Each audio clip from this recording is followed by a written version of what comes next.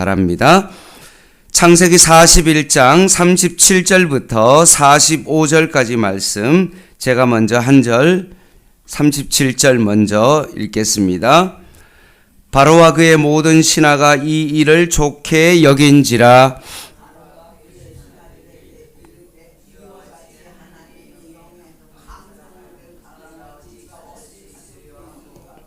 요셉에게 이르되 하나님이 이 모든 것을 내게 보이셨으니 너와 같이 명철하고 지혜 있는 자가 없도다.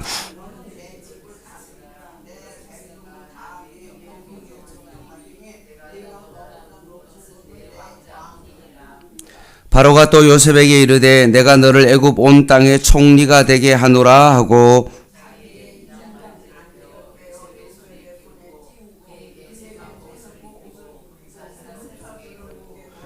자기에게 있는 버금수레에 그를 태우매 무리가 그의 앞에서 소리 지르기를 엎드리라 하더라. 바로가 그에게 애굽 전국을 총리로 다스리게 하였더라.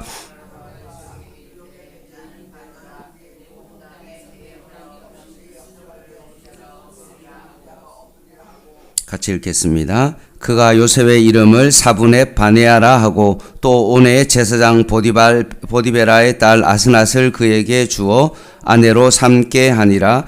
요셉이 나가 애굽 온 땅을 순찰하니라. 아멘.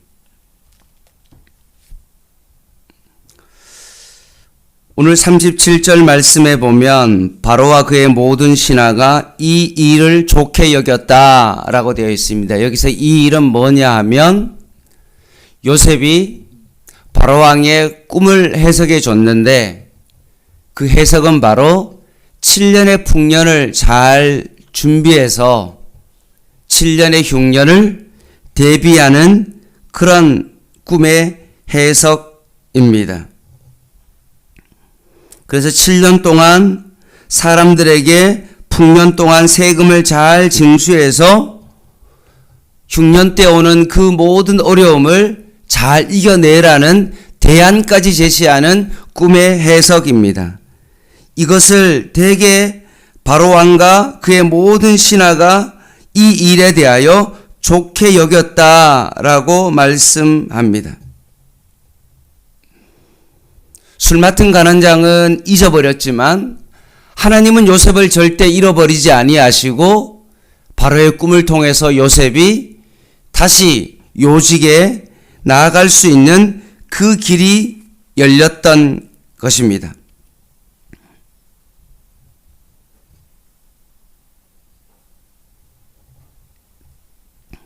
일반적으로 생각하기에 히브리 노예가 이런 이야기를 하면 참 무시할 만도 한데 그것을 왕과 모든 신하가 무시하지 아니하고 그 사람의 말을 듣게 되어진 것입니다.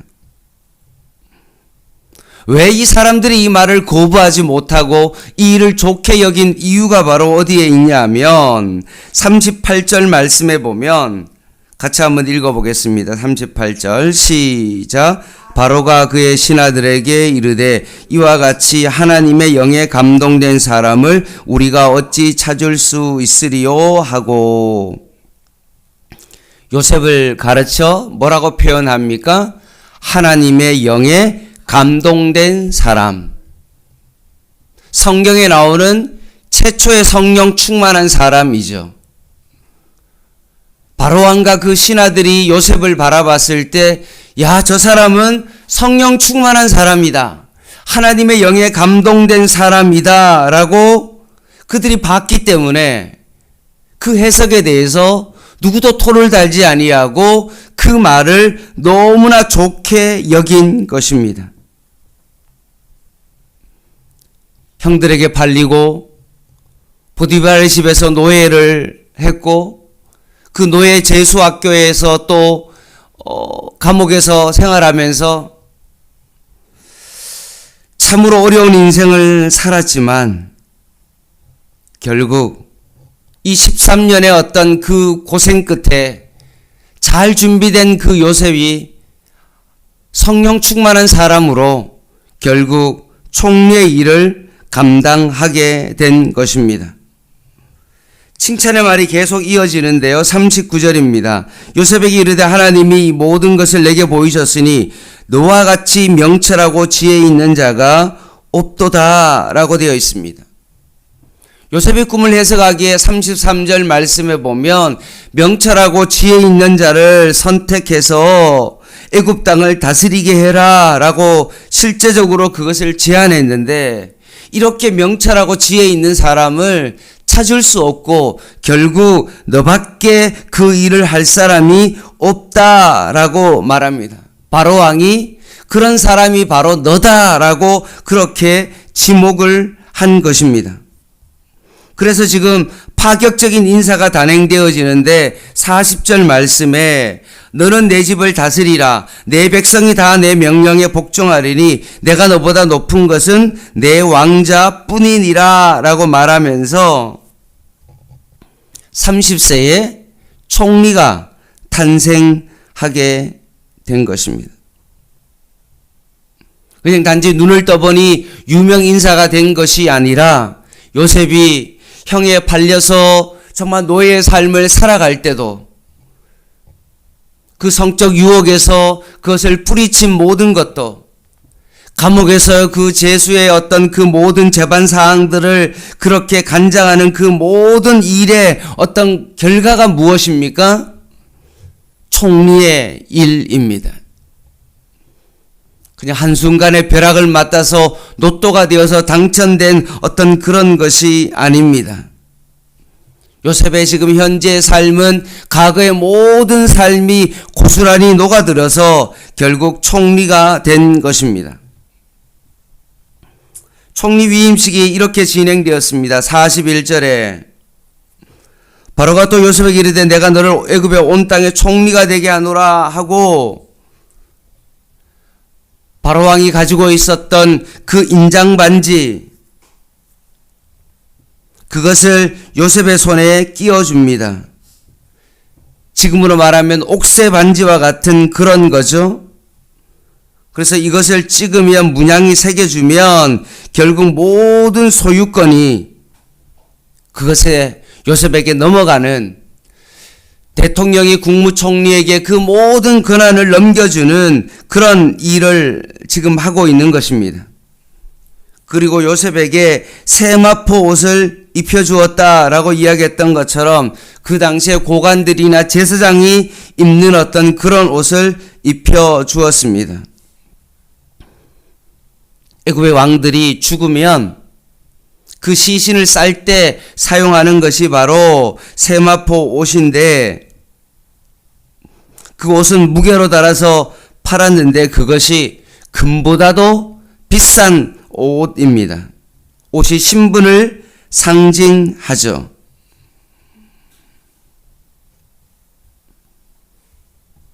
결국 요셉에게 왕을 제외하고는 최고의 지위가 되었던 것입니다. 그리고 거기에 지위만 거기에 있는 것이 아니라 요셉의 목에 금사슬을 걸고 버금술의 세컨드 캐리어인데, 왕이 타는 어떤 그런 수레 말고 2인자가 타는 그 수레를 타고 가면서 많은 사람들에게 엎드리라, 무릎을 꿇고 머리를 숙여라, 총리가 나간다라는 어떤 그런 행동을 통해서 요셉에게 뭔가 권한을 더 정말로 넘기고 있는 그 모습을 보게 되어집니다. 뿐만 아니라 요셉의 결혼이 나오는데 44절 말씀에 보면 바로가 요셉에게 이르되 나는 바로라 애굽 온 땅에 내 허락 없이는 수족을 올릴 자가 없다라고 말하면서 요셉의 모든 말대로 그 모든 일들이 이루어진다는 거죠. 요셉의 허락이 없이는 모든 것들이 이루어질 수 없도록 모든 구조가 완전히 바뀌어졌습니다. 실제로 영향력을 미치는 그런 사람이 된 거죠. 그리고 그 45절에 바로 왕이 해준 조치가 뭡니까? 이름을 사분의 바네아라고 그렇게 이름을 바꾸어 주었습니다. 왜냐하면 이방 사람이 애굽의 총리가 되었을 때 히브리의 어떤 이름을 가지고 총리의 역할을 하면 그것이 어려울 것 같으니까 오히려 바로가 이름을 바꾸어 줌으로 말미암아 더 그 역할을 잘 감당할 수 있도록 해 주었고, 그리고 결혼 대상자를 선정해 주어서 총리의 일을 더 잘 할 수 있도록 제사장 보디베라의 딸 아스낫을 그에게 주어 아내로 삼게 하였다라고 말씀합니다.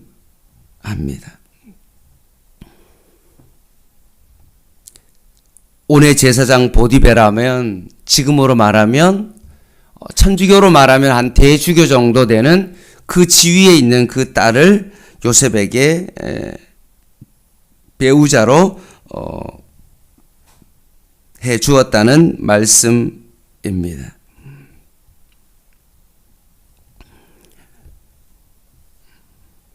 그리고 그가 총리가 되었을 때도 본문에 있는 것처럼 요셉이 나가 애굽 온 땅을 순찰했다라고 45절에 되어 있었던 것처럼, 이제 내가 총리가 되었으니까 모든 것을 할 수 있다라고 그냥 거만하게 자리에 앉아 있는 것이 아니라 자신이 해야 될 그 모든 직무에 대해서 꼼꼼하게 살피고 있는 요셉의 모습을 보게 됩니다. 말씀을 마무리하겠습니다. 요셉의 삶을 바라보면 참 칠흑 같죠. 구덩이에 빠졌을 때, 누구에게도 살려달라고 소리를 쳤을 때 아무도 응답하지 않는 그런 인생이었습니다. 애굽이란 나라에서 종살이 할 때도 정말은 노예로서의 삶을 살아가는 것, 내 생명이 주인의 손에 달려 있고 내가 아무리 노력을 하더라도 역시 노예일 수밖에 없는 그런 삶을 살아갔습니다. 그것도 모자라서 모함을 받아서 감옥에 들어가는 죄수의 신분으로 그의 삶을 살아간 것입니다.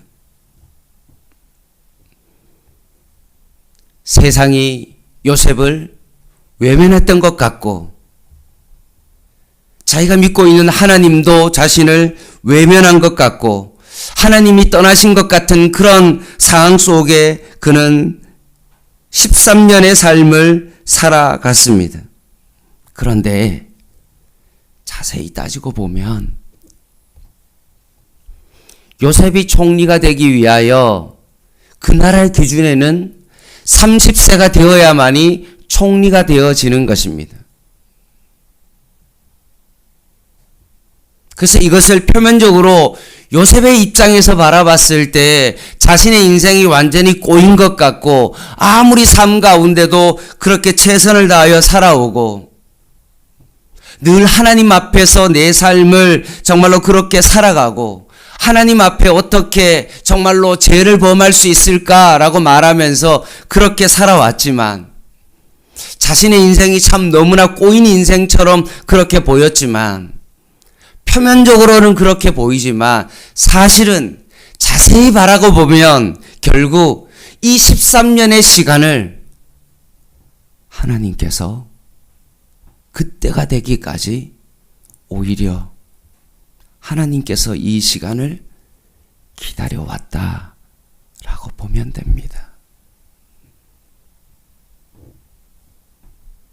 요셉보다도 더 이 시간을 기다려 오셨고 그 날이 될 때까지 하나님께서는 요셉을 계속해서 주목하였고 요셉이 30살에 총리가 될 때까지 하나님께서 요셉과 함께 하셨던 것입니다.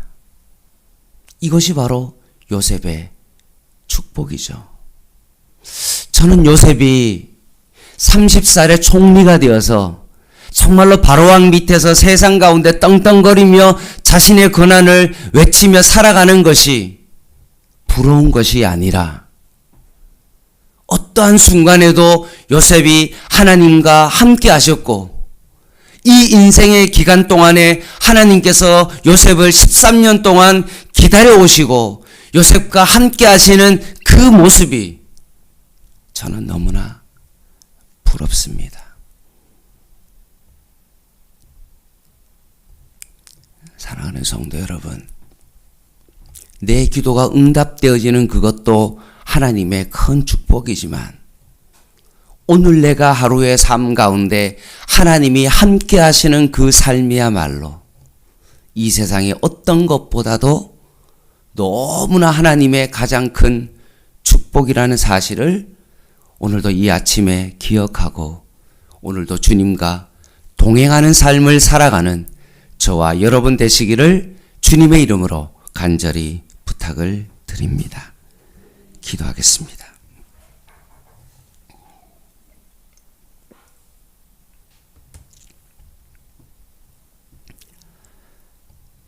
하나님 아버지, 우리의 인생 가운데 계획을 세우고 발버둥 치면서 그렇게 살아가지만 결국 이 모든 우리의 인생 가운데 하나님의 은혜의 역사임을 다시 한번 이것을 바라보게 하여 주시고 요셉 가운데 늘 함께 하시고 요셉을 성령 충만한 사람으로 세우셨던 것처럼 오늘도 저희의 삶 가운데 하나님의 함께 하시며 성령 충만한 하나님의 감동된 사람으로 오늘 하루를 살아가게 하여 주시옵소서. 세상적으로 잘 나가는 사람이 아니라 하나님이 함께하는 사람으로 오늘도 살아갈 수 있도록 도와주시고 세상 사람들이 우리를 바라보며 그리스도의 향기를 맡을 수 있는 그런 하루 되게 하여 주시옵소서. 이제 명절에 하나님 초입에 들어섰습니다. 하나님 가족과 친척들을 만나는 그 모든 만남 속에 하나님의 함께 하심을 그들에게 보이게 하여 주시고 땅끝까지 이르러 내 증인 되리라고 하신 그 말씀처럼 주의 복음을 전하고 우리를 통하여 하나님의 영광 나타내는 귀한 시간 되게 하여 주시옵소서. 예수님의 이름으로 간절히 기도드립니다. 아멘. 개인 기도 하시겠습니다.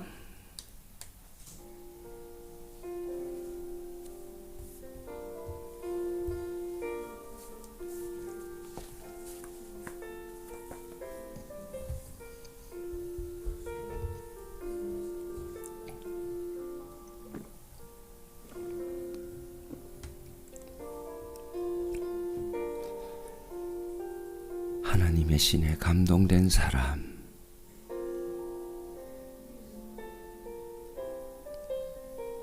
세상적으로 잘 나가는 사람이 아니라 세상의 것을 소유한 사람, 유명한 사람이 아닌 하나님의 신에 감동된 사람 되게 하여 주시옵소서.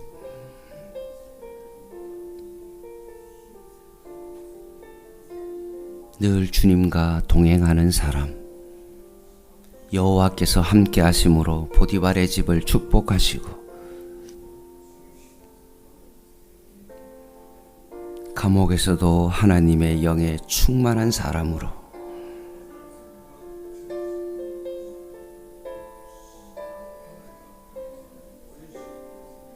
바로왕 앞에서도 하나님의 영에 충만한 사람으로 살아갔던 요셉처럼 오늘도 우리의 삶이 하나님의 성령으로 충만한 사람으로 살아가게 하여 주시옵소서.